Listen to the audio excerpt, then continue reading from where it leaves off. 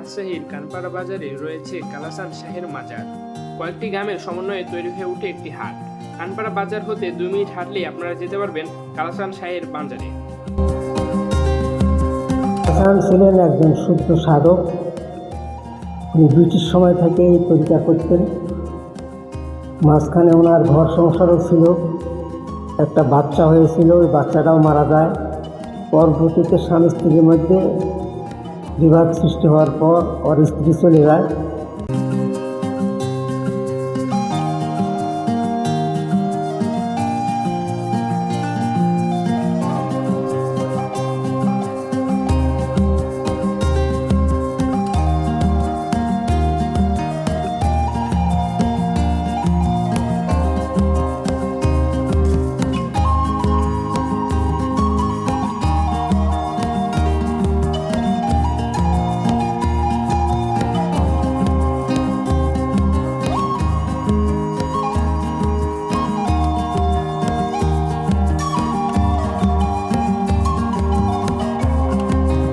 আসসালামু আলাইকুম বন্ধুরা, আজকে আমি আছি এমন একজন মানুষের মাজারে যে ব্যক্তি এই অত্র এলাকায় অনেক কিছু উপহার দিয়ে গেছেন।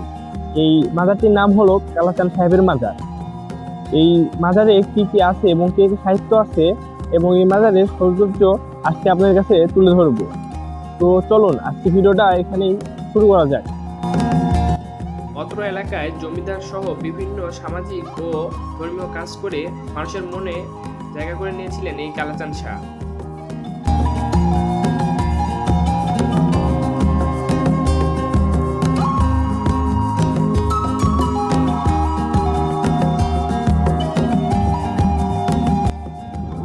আসসালামু আলাইকুম। কালাচাঁদ ইনি কে ছিল এবং এই মাজারের ইতিহাসটা একটু যদি বলতেন। কালাচাঁদ ছিলেন একজন শুদ্ধ সাধক। উনি ব্রিটিশ সময় থেকে এই তরিকা করতেন। মাঝখানে ওনার ঘর সংসারও ছিল, একটা বাচ্চা হয়েছিল, ওই বাচ্চাটাও মারা যায়।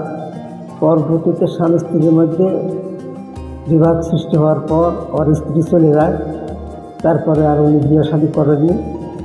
এই জায়গায় ওনার জন্মস্থান জায়গা হলো এই ক্ষিদ্রকলসি গ্রামে। তো এখানে উনি থাকতেন এবং পরবর্তীতে উনি সাধু হয়ে এখানে একটা খানকা শরীফ বা একটা তৈরি করে এখানে থাকতেন আর বিভিন্ন দেশ বিদেশ সফর করে বেড়াতেন, তার ধর্ম বিস্তার করতেন। এই করতে করতে আজ থেকে 75 বছর আগে উনি দেহ রাখেন এবং তার অনেক শিষ্য ভক্ত ছিল, তারাও সবাই পরলোক গমন করেছেন। এবং এই মাজারটা তার নিজস্ব এখতিয়ারে ছিল। এই মাজারের খাদেম ছিল আফাজ ফকির মাদারীগঞ্জের। 62 রেকর্ডে মোতাল্লি হিসাবে ওনার নামে রেকর্ড হয়ে যায়। ওই বলে উনি আর একটা ক্ষমতাবান লোক আব্দুর রশিদ সরকারের কাছে বিক্রি করে দেয়। বিক্রি করে দেওয়ার পরে জানিক মাস্টার এবং ওই রশিদ সরকার এখানে বাগ বাগান যা ছিল, প্রচুর গাছ গোছালি ছিল, সমস্ত কাইটে তসরপাত করে শেষ করে দিয়েছে। তো ওনারও সয় সম্পদ শেষ হয়ে উনি পথের ভিতরেই মারা গেছে। স্বাধীনতা যুদ্ধের সময় রাজশাহীতে যায়, ওখান থেকে উনি ফিরেননি। তারপরে এইভাবে চলতে থাকে। তো পরবর্তীতে কালাচাঁদের ভাইকে গোলাম রসুল আর ওই জানিক মাস্টার ওই রশিদের থেকে আধা আধি করে কিনে নেওয়ার পরে জানিকেরটা ফেরত দেয় না। গোলাম রসুল ছিল তার ভাগ্নে, ওই ভাগ্নে হিসেবে এই মাজারের জায়গাটা উনি এখানে দান করে দেন। তখন থেকে এই মাজার চলতে থাকে। উনি এখানে থাকতেন, সফরেও যাইতেন।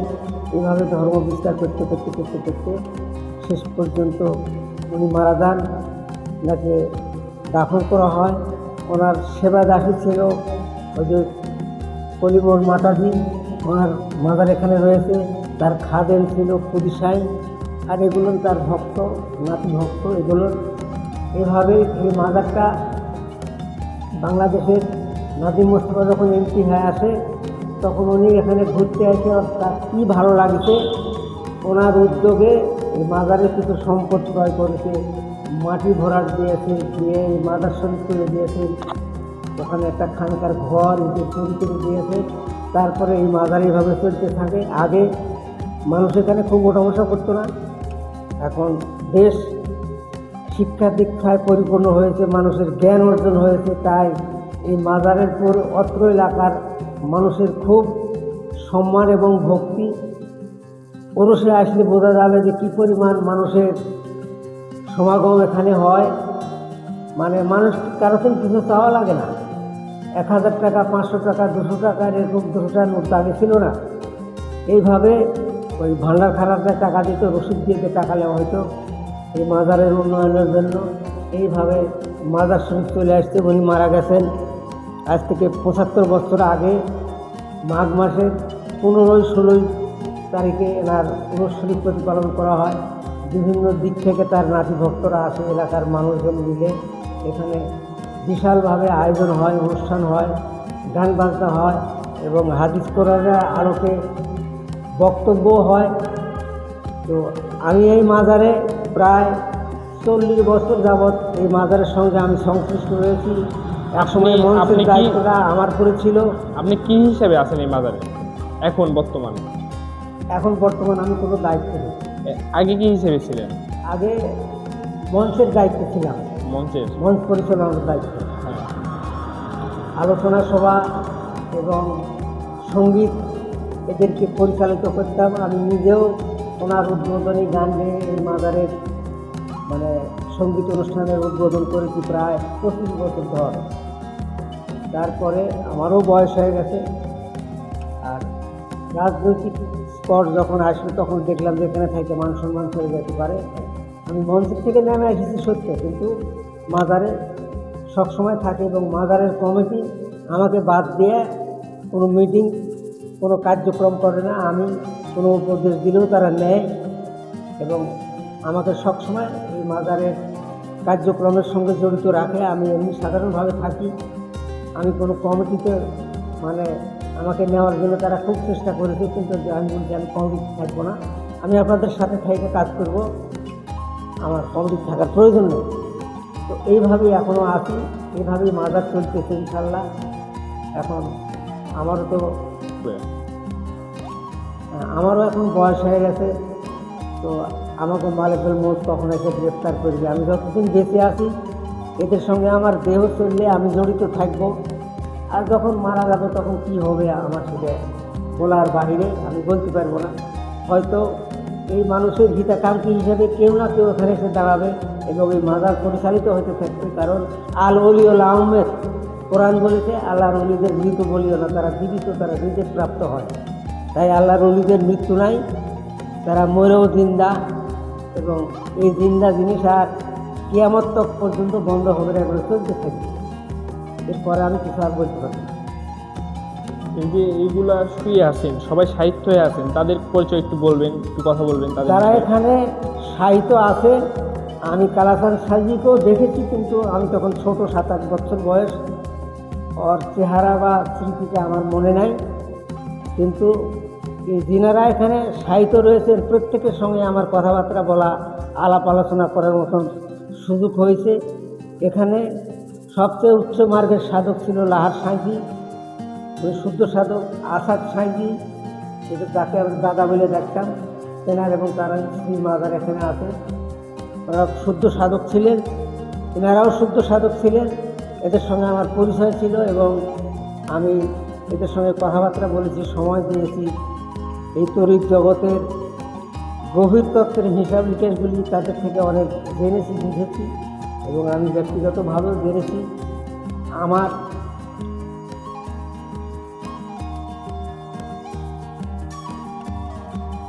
আমার সিলসিলাটা একটু আলাদা, আমি সুফি মতবাদের লোক। আমার পীর কেবলা কুষ্টিয়া অধিবারের হজরতে মাওলানা মুন্সির নিজামী রহমতুল্লাহ আলাইহ, উনিও বিদায় নিয়েছেন।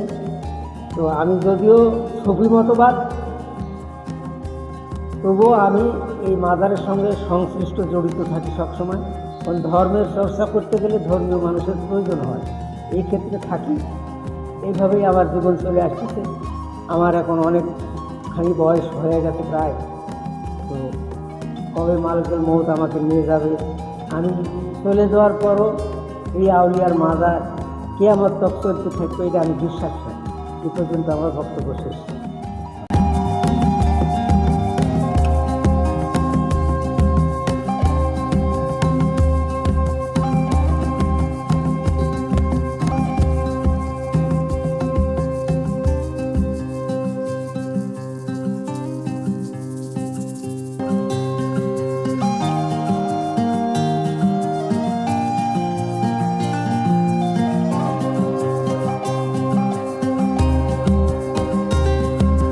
আপনারা যারা কালাচাঁদ শাহের মাজারে আসতে চাচ্ছেন, তারা রাজশাহী থেকে 60 টাকা ভাড়া দিয়ে কানপাড়া বাজারে নেমে 2 মিনিট হাঁটলেই দেখতে পাবেন কালাচাঁদ শাহের মাজার।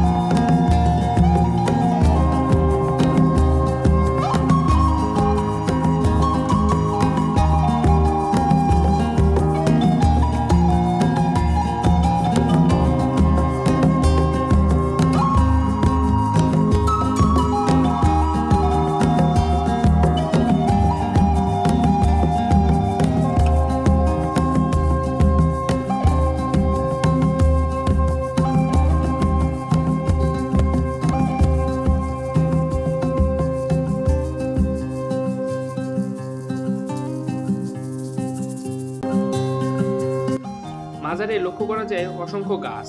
এই গাছগুলোকে ঘিরে অনেক পাখি বসবাস করে আসছে বহু বছর থেকে।